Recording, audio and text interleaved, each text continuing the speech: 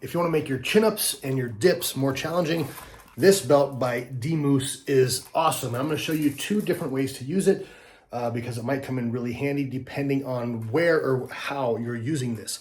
DMoose sent this to me in exchange for this video, and I'm a big fan of a lot of their products. In fact, in the video here where I'm using this to do pull-ups, that bar is actually also a DMoose product, which I highly recommend. That is the best at-home pull-up bar, doorway one that I've ever seen. It's amazing.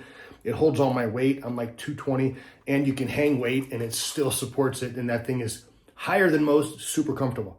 Anyway, back to the belt. Here's a close-up look at the belt. It is very well made. It's very stiff and sturdy, yet on the inside, it has a very soft material, so it's comfortable to wear.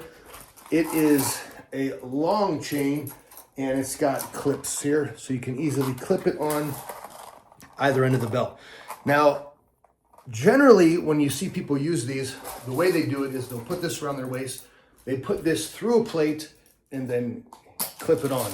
And now this is just hanging down and with the weight between your legs, and which works great if the machine you're on is tall. So if I have a 45-pound plate, for example, hanging down here, it's going to be past my knees. So if you're working out at home and you're working out like I am with a doorway pull-up machine, my knees almost touch the floor. So if I'm using a big plate like that, the plate's going to touch the floor before I'm completely extended, and I don't want that. Same goes with dips. So the dip machine that I have here, as you can see, I have to bend my knees in order to do any dips at all. And if I have a plate hanging all the way down, let me stand up here so you can really see how low this gets. So imagine there's a plate here. That plate is going to go almost all the way down to the floor.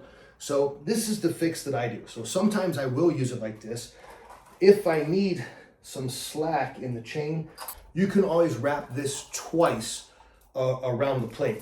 Now, I tend to use kettlebells when I'm adding weight because they're smaller. They're not as long, and you can add plenty of weight with a kettlebell. You can get, in most gyms, kettlebells, up to 100 pounds. So that's plenty for me. But the tip that I like to say, when I'm using this at home, I don't use that method. I use a different method, and the way I do it is I will actually run, instead of clipping this on, I will clip on one side. So this is clipped. Then I'll run this through like this. Then I'll pass this through the kettlebell and then clip this on the other side. So that does two things. It's going to make the belt, because when the weight pulls down, get more snug around your waist, which for me is more comfortable. And it's not going to let that plate or kettlebell hang all the way to the floor. It's going to stop it here. You do want to make sure that it's not too high up, because if that thing swings at all, you might end up hitting yourself in the spot that you don't want to hit yourself. So make sure you have enough room when you try that method. But if you're looking for a great way to add a challenge to your workout, this dip belt by DMoose Fitness is amazing, and I highly recommend it. If you'd like to grab one of these, there is a link in the description below. Please hit like on this video, and don't forget to subscribe to my channel. Thank you for watching.